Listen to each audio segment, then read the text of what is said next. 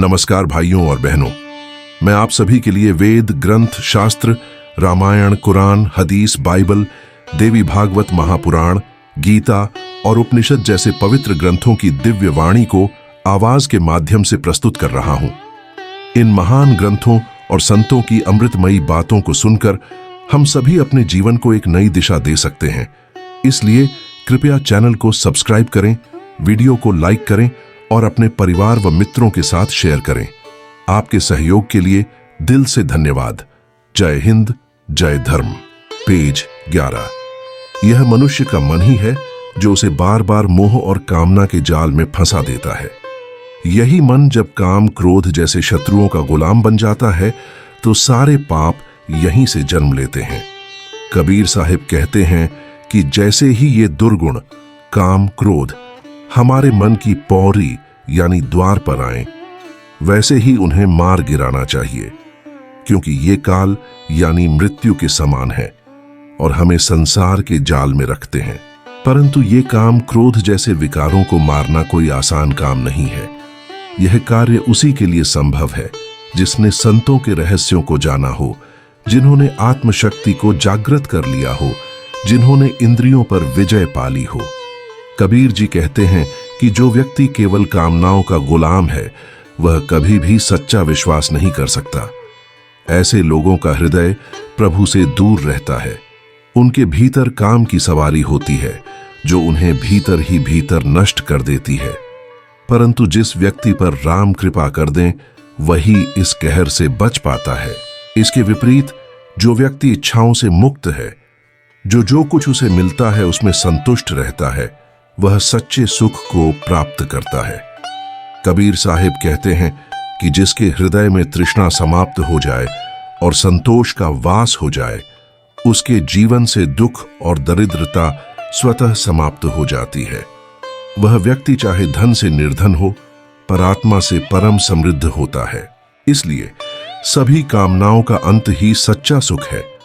जो व्यक्ति तृष्णा में फंसा होता है, चाहे वह कितना भी धनी क्यों न हो, वह हमेशा चोर, अग्नि, राजा और दुख से भयभीत रहता है।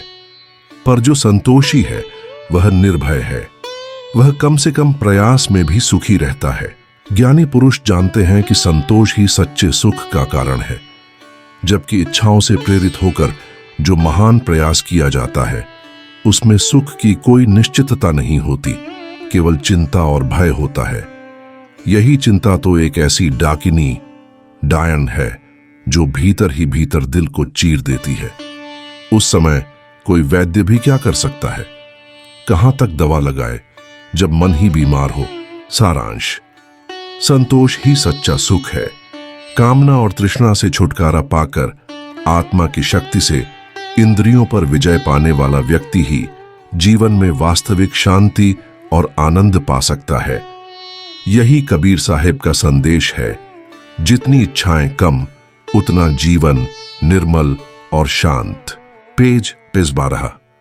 जब मनुष्य को अपनी चाही हुई वस्तु मिलती है तब एक क्षण के लिए उसका मन ठहर जाता है।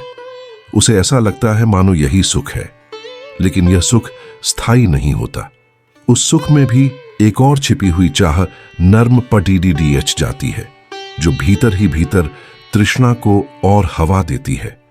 यह तृष्णा मन को फिर से बेचैन कर देती है। मनुष्य कभी संतुष्ट नहीं होता। वह एक पूरी जिंदगी एक इच्छा पूरी होने के बाद दूसरी इच्छा की ओर भागता रहता है। इस प्रयास में वह दुखी होता है। जैसे कोई पथिक सोच ले कि मैं पूरी धरती को कोमल बना दूं ताकि मेरे पांव में कांटा न चुभे। यह विचार ही मूर्खता है, क्योंकि सारी पृथ्वी को कांटों से रहित करना असंभव है। समझदार वही है जो अपने पांव को चर्म से ढक ले, यानी इच्छाओं को सीमित कर ले। कबीर साहब ने भी यही कहा है कि हद छोड़ा बेहद गया, लिया ठीक राहत, भैया भिखारी राम का दर्शन पाए सनाथ। जब व्यक्ति सीमाओं को छोड़कर परम सत्य की ओर बढ़ता है तब वह संसार की मोह माया से ऊपर उठ जाता है। उस समय वह जो कुछ भी छोड़ता है उसके बदले उसे वह मिल जाता है जो कभी नष्ट नहीं होता। इसलिए जो व्यक्ति सारी दुनिया की वस्तुएं पाने का संकल्प करता है वह स्वयं को दुख के दलदल में धकेल देता है, क्योंकि सभी इच्छाओं की पूर्ति न केवल कठिन है बल्कि असंभव भी है। सच्चा सुख किसे प्राप्त होता है? सच्चा सुख उसे मिलता है जिसने विषय वासना, लोभ और इच्छाओं को त्याग दिया है। यह सुख इतना ऊंचा होता है कि न तो कोई सम्राट, न इंद्र, न ही स्वयं ब्रह्मा उसे पा सकते हैं, क्योंकि उनके सुख कर्म और उपासना से उत्पन्न है और इस संसार के हर कर्म और फल की तरह वे भी नाशवान हैं। अतः जो व्यक्ति तृष्णा के बंधनों को तोड़कर, इच्छाओं की सीमाओं से बाहर निकलकर केवल आत्मा और ईश्वर के सच्चे दर्शन की ओर बढ़ता है, वही नित्य सुख, शांति और मुक्ति का अधिकारी होता है। पेज 13। मानव जीवन में जितनी भी चीजें हम अपने चारों ओर देखते हैं, मकान, धन, ऐश्वर्य, यहां तक कि स्वर्ग जैसे दिव्य लोक, सब नश्वर हैं।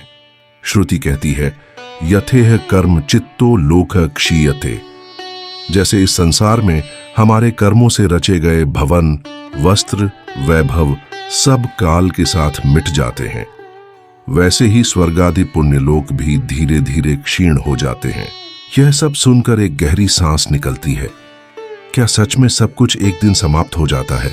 जिन चीजों पर हम गर्व करते हैं, जिन्हें हम अपना समझते हैं, क्या वो भी क्षण भंगुर हैं? तभी सद्गुरु कबीर की वाणी हमारे मन को झकझोरती है। कबीर गर्व न कीजिए, ऊंचा देखी आवास, काल परों भूमि लेटना, ऊपर जमसी घास। कबीर चेतावनी देते हैं, मत इतराओ, मत फूलो अपने ऐश्वर्य पर, अपने महल जैसे मकान पर, क्योंकि अंत में तो सब मिट्टी में मिल जाना है, जहां घास उगेगी हमारी उस ऊंचाई के ऊपर। और फिर कबीर हमें गहराई से जगा देते हैं। विनशय नाग गरुड़ गली, विनशय कपटो और शठ गानी, विनशय पाप पुण्य जिन चीन्हा, विनशय गुण निर्गुण मान ही। जब विष्णु लोक तक क्षण भर में नष्ट हो सकता है, तो इस दुनिया की क्या बिसात? जो कुछ बना है वो एक दिन ढह जाएगा। हम जो अपना समझ बैठे हैं वो दरअसल एक भ्रम है। सोचिए, एक आदमी कहता है, यह मकान मेरा है, हर ईंट, हर दीवार में वो मेरा भर चुका है।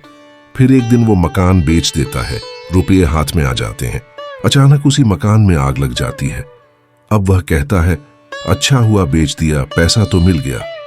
तो बताइए, क्या वाकई मकान उसका था या उसका मेरापन बस एक धोखा था? भावना यह है, जो भी कुछ बाहर है, मकान, धन, यश, स्वर्ग, पुण्य, सब बाहर की चीजें हैं, स्थायी कुछ भी नहीं। जो अमिट है, जो शाश्वत है, वह है भीतर का सत्य, आत्मा, ब्रह्म। इसीलिए न मोह करो, न अभिमान, केवल सत्य को जानो और उसी में विश्राम पाओ। पेज 14। इस पृष्ठ पर जो विचार प्रकट किए गए हैं, वे केवल दर्शन या तत्व चिंतन नहीं, बल्कि एक गहरे आत्मिक अनुभव की सच्चाई है। जब मकान जल गया, तब एक क्षण को दुख हुआ, पर जैसे ही हुंडी का वह छोटा सा कागज हाथ में आया, सारा मेरा उसी में सिमट गया। यही है माया का अद्भुत खेल। हम मेरा जिस वस्तु में देखते हैं, उसी में हमारी ममता बस जाती है। पहले वह विशाल मकान मेरा था, अब एक कागज का टुकड़ा मेरा बन गया। फिर वह कागज भी गया, अब थैली में ममता समा गई। इसके बाद थैली में से भी पैसे चले गए, पर अब मन इस बात में उलझा कि महाजन की फर्म ठीक है या नहीं। दरअसल जिस चीज को हम मेरा मानते हैं, उसी की रक्षा में, उसी की संभाल में हम दिन रात जुटे रहते हैं। ममता की यह डोरी जितनी मजबूत होती है, दुख उतने ही गहरे होते हैं। इसलिए कहा गया, जहां ममता है वहीं मोह है, और जहां मोह है वहीं दुख है। कबीरदास का यह बोध, सुर नर ऋषि मुनि सब फंसे, मृग तृष्णा जग मोह, हर किसी को अपनी चपेट में ले चुका है। देवता, ऋषि, मुनि, कोई अछूता नहीं। यह मोह ही संसार का रूप है। माया के वृक्ष में जो फल है, वे दुख, शोक और संताप हैं। यह वृक्ष छाया भी नहीं देता, फल भी फीके हैं, और तन को केवल ताप ही देता है। जिस चीज का अंत निश्चित है, जो नाशवान है, उससे मोह रखना, ममता करना ही सबसे बड़ा भ्रम है। इसीलिए जब ममता की गांठ खुलती है, कामनाएं मिटती हैं, तब आत्मा अपने शुद्ध चित स्वरूप को पहचानती है। तब जीवन में एक अद्भुत स्थिरता और शांति आ जाती है। यह केवल विचार नहीं, बल्कि एक आंतरिक जागरण की पुकार है। छोड़ दो उस मेरे को जो तुम्हारा है ही नहीं, क्योंकि वही सभी दुखों की जड़ है। पेज 15। जिसने सत्य की परख कर ली है, जिसने अचल और अखंड तत्व को जान लिया है, वह जानता है कि उसके परे और कुछ नहीं है। उस सत्य को न जानने वाला मनुष्य संसार में यूं ही भटकता रहता है, जहां उसे न कोई ठौर है न ठिकाना। यह संसार मोह के फंदों से भरा है, एक से बढ़कर एक जाल है, जिसे कोई सहजता से काट नहीं सकता। परंतु जो साधु है, जो पारखी है, वही इन जंजालों से पार पा सकता है, वही तत्व को सही अर्थों में जान सकता है।